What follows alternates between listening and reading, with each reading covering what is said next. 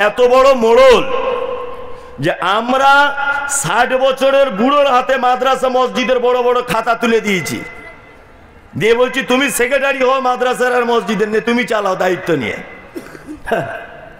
আসলে পাগল কি আর গাছে ধরে? পাগল গাছে ধরে? এই বুড়ো মানুষদেরকে নিয়ে কোনো প্রতিষ্ঠান ডেভেলপ হবে আশা করা যায়? কিয়ামত পর্যন্ত হবে না। কোন মসজিদ কোন বয়স্ক লোকের দায়িত্ব দেন, কোশ্চিন কালো ডেভেলপ হবে না। মুহাম্মদ সাল্লাল্লাহু আলাইহি ওয়াসাল্লাম প্রথমে নবুয়তের আগে এ শিক্ষা দিয়েছেন, একটা জাতিকে, একটা সমাজকে, একটা ইউনিভার্সিটিকে, একটা সংগঠনকে, একটা স্কুলকে, একটা কলেজ, একটা মাদ্রাসা, একটা মসজিদ পরিবর্তন যদি করতে চাও, যুবকদের পক্ষে সম্ভব, বুড়ো মানুষদেরকে হটিয়ে দাও। কি বলছি বুঝতে পারছেন? বিনীত অনুরোধ, অবিলম্বে সারা পশ্চিম বাংলার মাটিতে যত মাদ্রাসা মসজিদ ধর্মীয় প্রতিষ্ঠান আছে, এই সমস্ত প্রতিষ্ঠানগুলির দায়িত্ব যুবকদের হাতে তুলে দেন। বয়স্ক লোকেরা আপনারা থাকবেন, এমনি হিসাবপত্র করবেন, বেশি মাথা ঘামাঘামি করবেন না। স্টেজে আসবেন, পদ নিয়ে বসে থাকবেন, কোনো কাজে যাবেন না, কারণ আপনার সব কাজ ভুল হয়ে যাবে। আপনার বয়স একেবারে ওভারটেক হয়ে গেছে। কি বলছি বুঝতে পারছেন? নাম্বার 2, আর একটা শিক্ষা, কোরআন ছাড়া পৃথিবীর কোনো জ্ঞান দিয়ে একটা জাতিকে, একটা সমাজকে পরিবর্তন করা সম্ভব নয়। কার জ্ঞান দিয়ে সম্ভব? পবিত্র আল কোরআনের জ্ঞান দিয়ে, তাই না? আমি আপনাদের সামনে এতক্ষণ পর্যন্ত যা বকলাম, এগুলো সব যদি ভুলে যান, এবার আমি পবিত্র আল কোরআন সামনে রেখেছি, এই কোরআন মাজিদ থেকে একটা একটা করে আয়াত বলবো, আর চেষ্টা করব প্রতিটা শব্দের আপনার ব্যাখ্যা করে করে বোঝানোর। যদি শব্দের ব্যাখ্যা না করতে পারি, অন্তত প্রতিটা আয়াতের একটু একটু করে আপনাকে ব্যাখ্যা করে দিব। ইনশাল্লাহ আপনার জীবনে সফলতা আসবেই, ইনশাল্লাহ যে কোনো ব্যাপারে সফলতা আসবে। আমি কেমন বক্তব্য রাখি এটা আপনারা সোশ্যাল মিডিয়াতে জানেন। প্রথমে বলে নিচ্ছি, আমার জবান খুব খারাপ, এটা আমি ক্ষমা চেয়ে নিচ্ছি, ঠিক আছে? দ্বিতীয় কথা, আমি বেশি সুরসার করে বলতে পারি না, একটা একটা করে বলি। যার ভালো লাগবে শুনবে, ভালো না লাগবে সুরসুর করে কেটে পড়বে, কোনো সমস্যা নেই। কারণ যদি এত লোক যদি বেশি হয়ে যায় তাহলে খুব বিপদ। লোক যত কম হবে কোরআন তত সত্য, এটা প্রমাণ হবে। আল্লাহ কি বলছেন? কালিলাম মা তাযাক্কারুন, পৃথিবীতে অল্প সংখ্যক মানুষ তারা আমাকে স্মরণ করে। কি বললাম বুঝলেন? অল্প সংখ্যক মানুষ। আলহামদুলিল্লাহ, এতক্ষণ পর্যন্ত যা ছিল প্যান্ডেল, এখন দেখতে পাচ্ছি প্যান্ডেল আর লোক জায়গা হচ্ছে না। এটা খুব আনন্দেরই ব্যাপার। যারা কোরআনকে ভালোবেসে, এই মুমতাজুল ইসলাম, আমাকে ভালোবাসার প্রয়োজন নেই, পবিত্র আল কোরআনের ভালোবাসাতে আপনারা এসেছেন, তাই তো?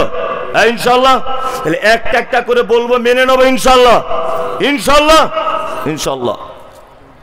এক, প্রথমে শুনে নেন, পবিত্র আল কোরআনের একটি সূরা আছে, তার নাম সূরা মুলক। কি নাম? মুলক। আমাদের নবী মুহাম্মদ সাল্লাল্লাহু আলাইহি ওয়াসাল্লাম তিনি বলছেন যে কোরআনে 30টি আয়াত বিশিষ্ট একটি সূরা আছে। কটি আয়াত? 30টি। এই সূরাটা যদি কেউ তেলাওয়াত করে, এই সূরাটি কিয়ামতের দিনে আল্লাহর সঙ্গে তর্ক বিতর্কে লেগে যাবে। গিয়ে বলবে যে আল্লাহ, আমাকে যে ব্যক্তি তেলাওয়াত করেছে, একে যতক্ষণ না পর্যন্ত তুমি জান্নাতে না দিবে, ততক্ষণ পর্যন্ত আমি তোমার পিছন ছাড়ছি না। কে? সূরা মুলক। এই সূরাটি মক্কাতে অবতীর্ণ হয়েছে। কোথায়? মক্কাতে। আর একটা কথা বলে রাখছি, আল্লাহ নবী সাল্লাল্লাহু আলাইহি ওয়াসাল্লামের মক্কি জীবন আর মদিনার জীবন, তাই তো? পবিত্র আল কোরআনের সূরাগুলোকে দুটি ভাগে ভাগ করা হয়েছে, একটা হচ্ছে মক্কি আর একটা হচ্ছে মাদানী। এবার আর একটা কথা মাঝখানে বলে দিই, এটা আপনার জেনে রাখা ভালো হবে। আল্লাহ নবী সাল্লাল্লাহু আলাইহি ওয়াসাল্লাম মক্কা থেকে মদিনায় চলে গেলেন। মদিনা থেকে কখনো তিনি কোনো কাজের জন্য মক্কায় এসেছেন, এই সময় একটি সূরা অবতীর্ণ হয়েছে বা একটি আয়াত অবতীর্ণ হয়েছে। বলুন তো এই সূরা বা এই আয়াতটা মক্কার হবে না মদিনার? বুঝতে পারেননি? বুঝতে পারেননি। আল্লাহর নবী হিজরত করে মদিনায় এসেছেন, আসার পরে কোন কাজের জন্য তিনি মক্কায় এসেছেন। মক্কায় এসে একটি ছোট্ট সূরা অবতীর্ণ হয়েছে। আচ্ছা বলুন তো এই সূরাটি মক্কার দিকে নিসবাত করবে না মদিনার দিকে? ইয়েস, মদিনার দিকে। কারণ এই মক্কা মদিনাটা ভাগ করা হয়েছে হিজরতকে কেন্দ্র করে, স্থানকে কেন্দ্র করে নয়। কি বললাম বুঝলেন? নাম্বার 2, এই সূরার ভিতরে তাফসীর ইবনে কাসিরে একটা উক্তি পেশ করা হয়েছে যে এই সূরা যদি কেউ তেলাওয়াত করে তাহলে কবরের আযাব তার জন্য হালকা করা হবে। ইনশাআল্লাহ যারা কোরআন মাজিদ তেলাওয়াত করতে পারি আমরা এই সূরা তেলাওয়াত করব ইনশাআল্লাহ। ইনশাআল্লাহ। আল্লাহ তাআলা প্রথমে কি বলছেন? বিসমিল্লাহির রহমানির রহিম। শুরু করছি সে মহান আল্লাহ সুবহানাহু ওয়া তাআলার নামে, যিনি অতীব দয়ালু পরম করুণাময়। আল্লাহ তাআলা বলছেন তাবারাকাল্লাযী বিয়াদিহিল মুলক ওয়া হুয়া আলা কুল্লি শাইইন কদির। আল্লাহ বলছেন তাবারাকাল্লাযী, বরকতপূর্ণ ওই আল্লাহ, বিয়াদিহিল মুলক, যার হাতে আছে সারা পৃথিবীর রাজত্ব। সারা পৃথিবীর রাজত্ব কার হাতে? কার? আল্লাহর হাতে আছে। আবু আলা কুল্লি শাইইন কদির, এবং তিনি সমস্ত বিষয়ের উপরে ক্ষমতাবান। সমস্ত বিষয়ে ক্ষমতাবান কে? আল্লাহ। রুজি কে দিতে পারে? হায়াত মাউত আল্লাহ। সুস্থতা অসুস্থতা আল্লাহ দিতে পারে। কিছু কিছু জিনিস শুনলে সোশ্যাল মিডিয়া, ফেসবুক, এই সমস্ত জিনিসগুলো শুনলে মাঝে সাঝে হাসি পায়। যেমন আজকে একটা হাসি পেল, একজনা বলছে, পোস্ট করছে, গতকাল এটা আপনারা দেখেছেন, দুঃখের খবর যে অস্ট্রেলিয়া আর ইন্ডিয়া ক্রিকেট ফাইনাল ম্যাচ হয়েছে বিশ্বকাপে, তাই না? ইন্ডিয়া হেরে গেছে, এটা আপনারা সকলেই জানেন। আমি তো দেখিনি, আমি সোশ্যাল মিডিয়াতে খবর পাচ্ছি ইন্ডিয়া হেরেছে। তাই একজন রাজনৈতিক দল, কোন পার্টির বলবো না, উনি বলছেন এমনি আর হেরেছে, নরেন্দ্র মোদী স্টেডিয়ামে খেলা হয়েছে বলে হেরেছে। এটা একটা দল বলেছে। আর একটা দল তখন বলছে ওই খেলা যদি নরেন্দ্র মোদী স্টেডিয়ামে না হয়ে কলকাতায় স্টেডিয়ামে যদি হতো তাহলে ছাপ্পা মেরে জিতে নিত বিশ্বকাপ। বুঝে নেন কোন দল দুটো? বলছে ওই খেলাটা যদি কলকাতায় হতো তা ছাপ্পা মেরে জিতে যেত ভারত। মানে একটা হাসির ব্যাপার। ঠিক তেমন উত্তর 24 পরগনাতে একবার আমপান বলে একটা ঝড় হয়েছিল। ওই ঝড়ের সময়তে বিডিও অফিস থেকে গ্রামে গ্রামে টোটো গাড়ি করে মাইকিং করা হচ্ছে। কি মাইকিং? এত কিলোমিটার গতিতে ঝড় হবে, অমুক তারিখে হতে পারে। এখন বঙ্গোপসাগরের উপরে ঝড়টা চলছে, যাদের মাটির বাড়ি আপনারা পাকা বাড়িতে আশ্রয় নেবেন, গৃহপালিত পশু দড়ি টড়ি সব খুলে দেবেন, আর গাছতলাতে কেউ দাঁড়াবেন না, ইলেকট্রিক পোস্টের পাশে কেউ থাকবেন না, বাচ্চাদেরকে ঘরের ভিতরে রাখবেন, বাইরে বার করবেন না। আর ঝড় অতিরিক্ত হতে পারে, এই জন্য আপনারা টেনশনও করবেন না। আমাদের রাজ্য সরকার মমতা ব্যানার্জি 1,35,000 পুলিশ মোতায়েন করেছে মোকাবেলা করবে বলে। মনে মনে বলছি ওরে পাগল কি আর গাছে ধরে, ও ঝড়ের সাথে মোকাবেলা করবে, পুলিশ মোতায়েন করেছে 3.5 লাখ। আবার বলছে কেন্দ্র সরকারের কাছে আবেদন করে 12টা হেলিকপ্টার নেওয়া হয়েছে, উপর থেকে দেখবে। আচ্ছা, আল্লাহর আযাব যদি চলে আসে পৃথিবীর কেউ আটকাতে পারে? জোরে বলুন না। আল্লাহ বলছে ওয়া আলা কুল্লি শাইইন কদির, সমস্ত ব্যাপারের মালিক কে? ক্ষমতাবান কে? আল্লাহ। ঈমান আছে? এই সমস্ত ব্যাপারে ক্ষমতা আল্লাহর, এটা ঈমান আছে? কে বলেছে আছে? ওই ইয়াং ছেলে হাতে দেখছি লাল সুতো বেঁধে ঘুরছে। এই বাবু, সুতো কোথায় পেলি? বলছে আজমির শরীফ থেকে নিয়ে এসেছি। অনেক লোক আছে না, আজমির শরীফের লাল সুতো, মনে মনে বলছে তো হুগলি জেলার জুট মিলে তৈরি হয়, কুকুরে পেচ্ছাপ করে ওতে। ও আবার আজমির শরীফের হলো কি করে? এরকম আছে না নেই? বলছে কি হবে?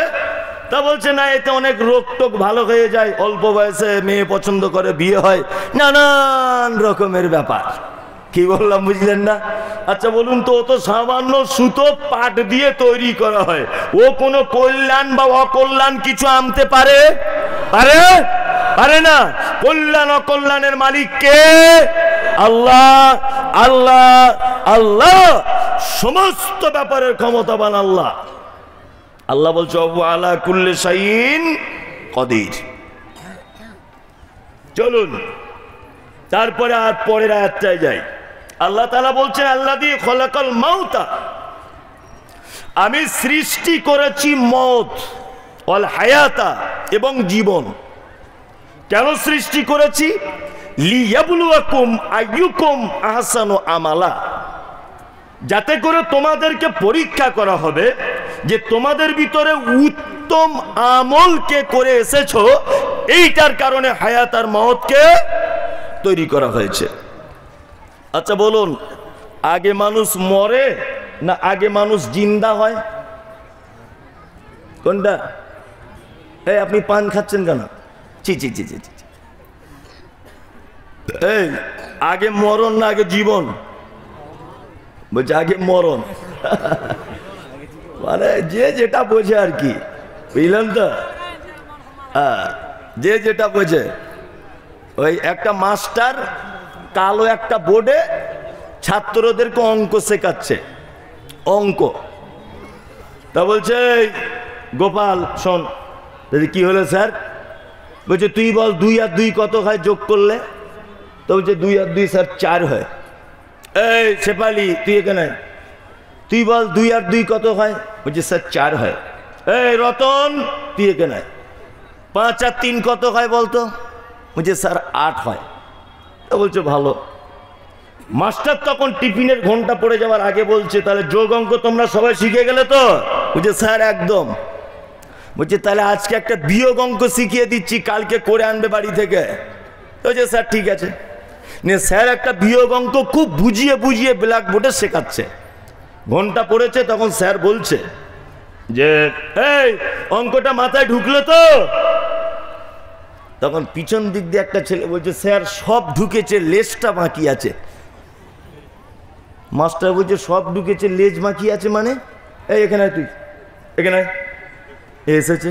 থরথর করে কাঁপছে ছাত্ররা। বলছে স্যার আপনি কেন ডাকলেন? বলছে হারামখোর, সব ঢুকেছে লেজ বাকি আছে তার মানে কি? তোর বাপ আমার ছাত্র, সে আমাকে দেখে সম্মান জানায়। আর বিয়াদব, তোকে জিজ্ঞাসা করলাম অঙ্ক হয়েছে কিনা, তুই বলছিস লেজ বাকি আছে? তুই চাপকে সোজা করে দেবো আমি। তখন ছেলেটা বলছে স্যার আসলে ভুলটা আমারও নয় আপনারও নয়, আপনিও প্রশ্ন ঠিক করেছেন, আমি উত্তরও ঠিক দিয়েছি। তো বলছে কেন?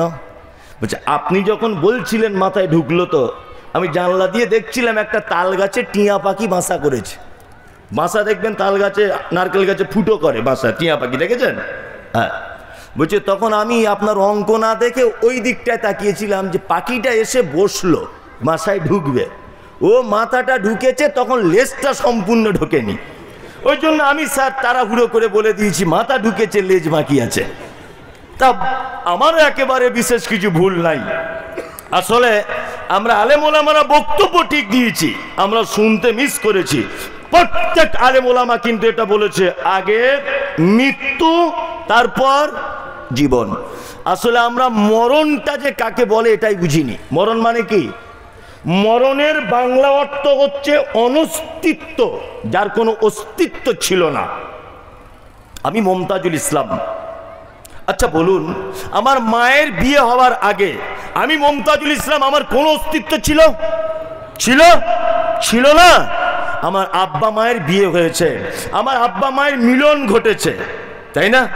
আমার আব্বার বীর্য আমার মায়ের ভিতরে ঢুকেছে আল্লাহর হুকুমে আমি পৃথিবীতে এসেছি, তাই না? তাহলে আমার আব্বার মা এক জায়গায় হওয়ার আগে আমার কোনো অস্তিত্ব ছিল না। আল্লাহ কি বলছেন? ফাইন্না খলাকনাকুম মিন তুরাবিন সুম্মা মিন নুতফাতিন সুম্মা মিন আলাকাতিন সুম্মা মিন মুদগা। আমি মানুষকে মাটির উপাদান দিয়ে সৃষ্টি করেছি, পুরুষের বীর্য আর মায়ের কি বীর্য, এটা একত্রিত করে ফাকাসাউনা ইজামা লাহমা, মায়ের পেটের ভিতরে একটা গোস্তের টুকরো বানিয়েছি। ওই গোস্তের টুকরোতে রূহ ফুঁকে দিলাম। আস্তে আস্তে আস্তে আস্তে মুমতাজুল ইসলাম মায়ের পেটের ভিতরে অস্তিত্ব গ্রহণ করলো। তাহলে এতক্ষণ আমি কি ছিলাম?